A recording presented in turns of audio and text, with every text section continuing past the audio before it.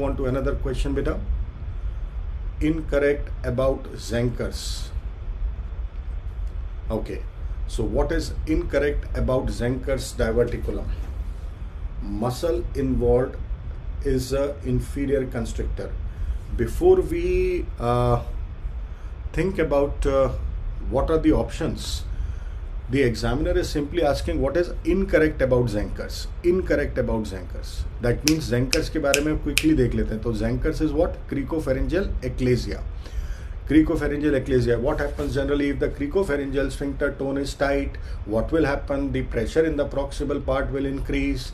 And if the wall of the proximal part, that is wall of the pharynx, is weak, like in elderly people, this high pressure will force the mucosa of the posterior pharyngeal wall to outpouch posteriorly through the Killian's dehiscence inferior constrictor muscle cricopharyngeus and result in a false diverticulum.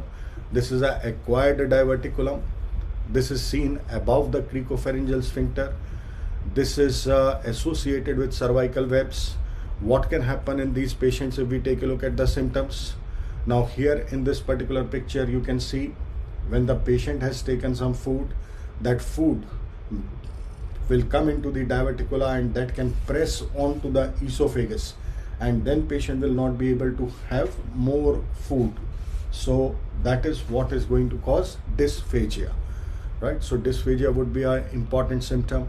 Then since the food is going to get collected here, there would be foul smelling breath, halitosis would be there. You can reduce this swelling, that will produce a gurgle, so that is called as Boy's sign. There can be complications, especially when there is regurgitation from this. Then it can go into the trachea and this can lead to pulmonary complications also. Most common complication is pulmonary abscess. Best way to diagnose is this barium swallow. So in this barium swallow you can see how this outpouching can be seen, how this diverticula can be seen. And when it comes to the treatment part, then for less than 2 centimeter cricopharyngeal myotomy, 2 to 4 centimeter diverticulopexy, more than 4 centimeter Dolman's or diverticuloesophagostomy, linear stapler. So that is how what we are going to do for Zenker's. अब पढ़ते हैं question. Incorrect about Zenker's. Muscle involved is inferior constrictor. सही बात है. Halitosis, yes. Located at Killian's, yes. फिर क्या लिखा है? Common in children. No. It is an acquired diverticula, which is generally seen in elderly people. Congenital diverticulas are common in children, but acquired diverticulas are common in elderly people. The commonest diverticula seen in elderly people are the sigmoid colon diverticula, sigmoid colon, right? In constipated individuals, right, beta? Let's move to another question now. The right answer for question number 7 is D for Delhi. Okay. Now question number 8. This is 60-year-old presented with dysphagia for both solids as well as liquids. Okay. Age पे ध्यान रखना है. 60 years बोल रहा है. Dysphagia बोल रहा है. That means some esophageal pathology. Dysphagia for both solids as well as liquids. दोनों के लिए है. Okay. On investigation, he was found to have a lower esophageal pathology. Lower esophageal pathology है. With 80% involvement of the lower esophagus. 80% involvement of the lower esophagus. Okay. Most likely pathology in this patient. पहले तो we'll just try to understand the question. Question क्या कह रहा है ये? 60-year-old है, dysphagia है. That means कोई traffic jam situation होगी. Now traffic jam situation in the esophagus. There can be some motility disorder like eclasia cardia. There can be nutcracker esophagus. There can be diffuse esophageal spasm. ये हो सकते हैं. There may be some mass lesions inside the esophagus. Maybe a polyp or maybe cancer inside the esophagus. Right. ये हो सकते हैं. Now let's take a look कि इनमें से क्या options हमको दे रहा है. The options are adenocarcinoma of esophagus. Adenocarcinoma हो सकता है क्या? Gist, Barrett's and squamous. Okay, so this is suppose adenocarcinoma of the lower esophagus.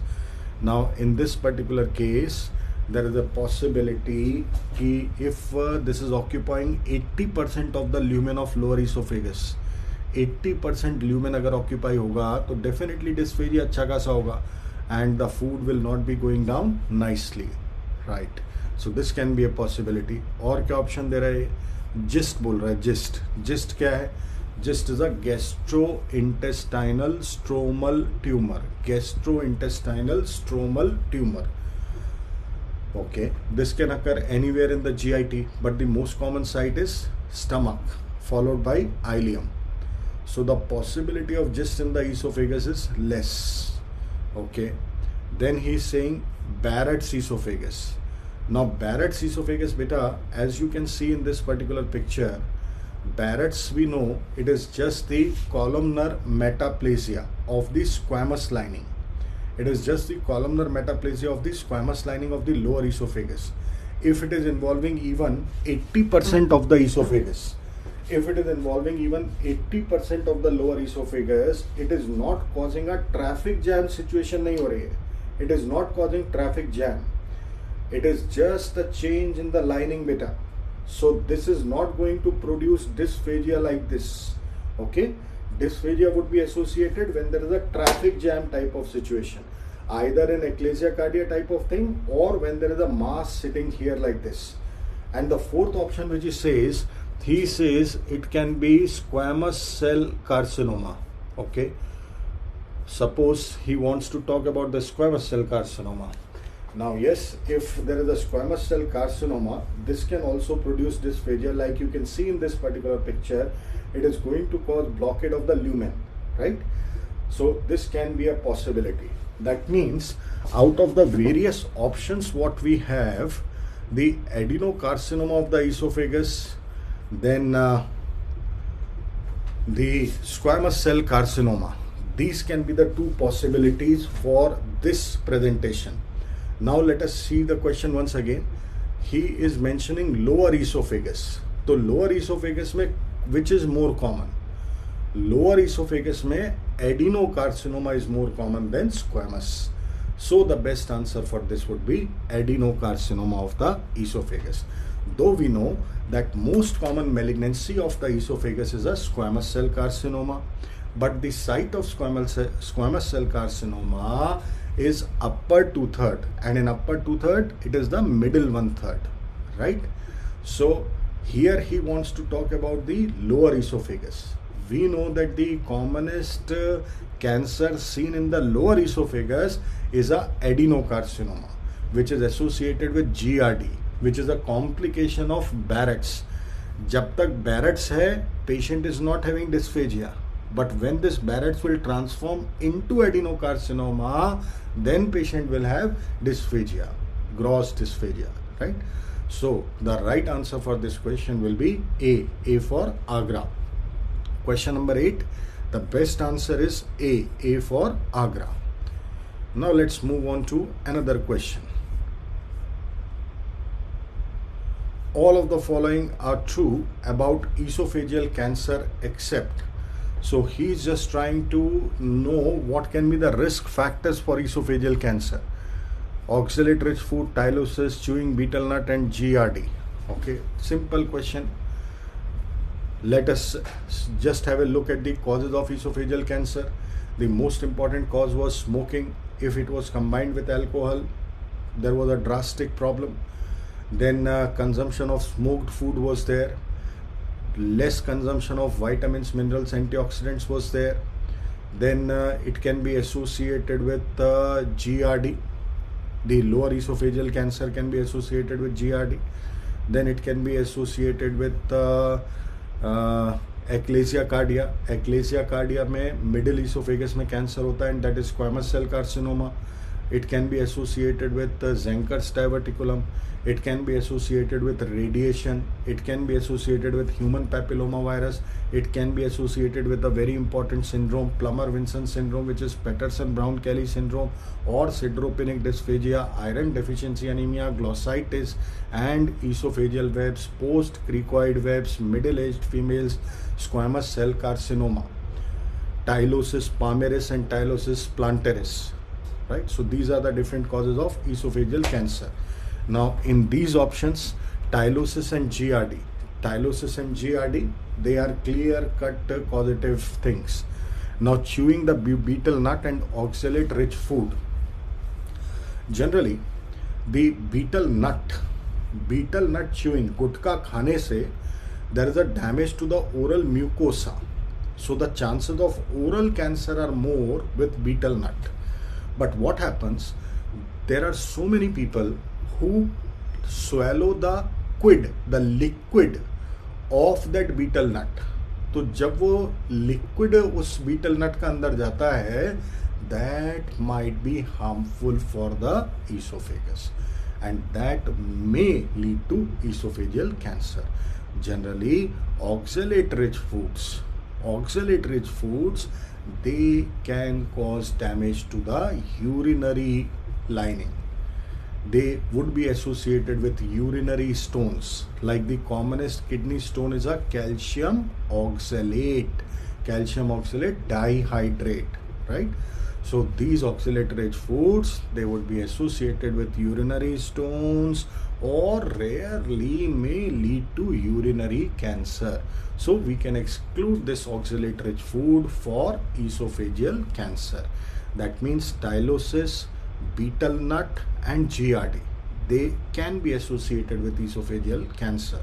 But oxalate-rich food generally associated with urinary malignancy. So the best answer for this question will be A for Agra. Right. Now let's move from this 9th to question number 10. Which of the following is more commonly associated with pyloric stenosis than duodenal atresia? Okay. If we take a look at the different pictures, first of all, we'll just try to understand what these situations are all about. Pyloric stenosis, then duodenal atresia. ये जानना चाह रहा है pyloric stenosis में ऐसा क्या होगा जो ड्यूडेनल एट्रेजिया में नहीं होगा. What will happen in pyloric stenosis which will not happen in duodenal atresia? ये बताना है अपने को. Okay. तो first of all, if we take a look about this duodenal atresia and pyloric stenosis, पहले pyloric stenosis की बात कर लेते हैं. Now pyloric stenosis, as we all know, is something wherein there is hypertrophy of the pyloric musculature. What we can see here is, now here this is a normal pylorus, but here what you can see, this is a thickened pylorus. Okay, so this is just a stenosis, it is not a atresia. So it is not going to present at birth, but it generally presents between 2 to 6 weeks, most often at the 3rd week. How the baby presents most often in pyloric stenosis, there is a olive lump in the epigastrium. So this would be the common presentation in pyloric stenosis. There would be a olive lump in the epigastrium. Apart from this, because of the traffic jam situation at the pylorus, the baby is going to vomit. And what the baby is going to vomit? Bilious or non-bilious? So I think we are very clear in this. There is a traffic jam at the pylorus. So if there is a traffic jam at the pylorus here, then obviously only those contents are going to come out which are present in the stomach. So there won't be any bile inside the stomach. So vomiting in pyloric stenosis will be non-bilious, right? Okay. Apart from this, there is paradoxical aciduria. We can do ultrasound to make the diagnosis. To treat, we can do a balloon dilatation of the pylorus, or we can do a Ramstead seromyotomy. Now if we take a look at what will happen in case of duodenal atresia. In duodenal atresia, as we know, this is just a absence of some part of the duodenum. Now herein you can see there is absence of some part of the duodenum here. So there is failure of fusion of foregut with the midgut. And generally what happens, what is the level of obstruction? We can just see the annular pancreas also here. Also in case of duodenal atresia, the traffic jam is here.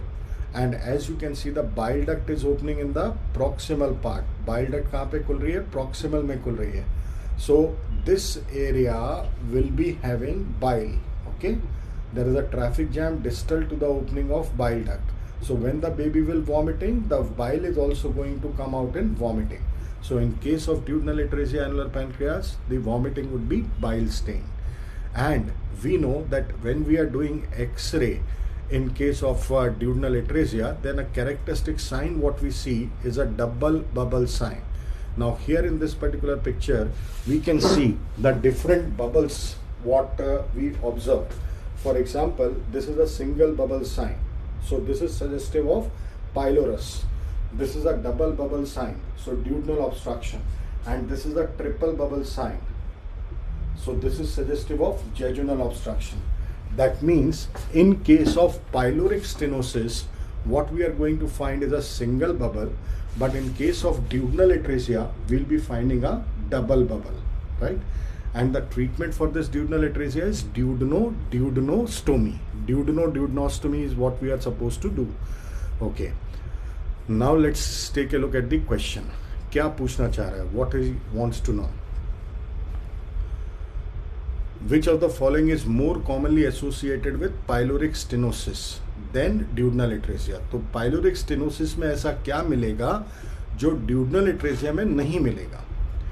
In pyloric stenosis, do we find a bile stain vomiting? No. Double bubble sign? No. Polyhydramnios in the mother? Polyhydramnios in the mother. Polyhydramnios.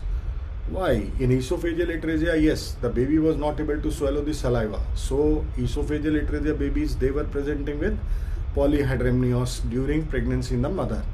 But in pyloric stenosis, generally it presents after 2 weeks of birth. So during intrauterine life, there won't be any significant polyhydramnios. And vomiting beginning 2 to 4 weeks after birth. Yes, that is right. This pyloric stenosis presents between 2 to 6 weeks, most often 3rd week. But duodenal atresia presents within few hours of birth, because that is atresia. That is a total absence. So duodenal atresia presents within few hours of birth. But pyloric stenosis presents 2 to 6 weeks after birth. So vomiting beginning 2 to 4 weeks after birth, yes, that will be present in pyloric stenosis and not in case of duodenal atresia. So the right answer, the best answer for this can be D, Delhi. So question number 10, the best answer would be D, Delhi.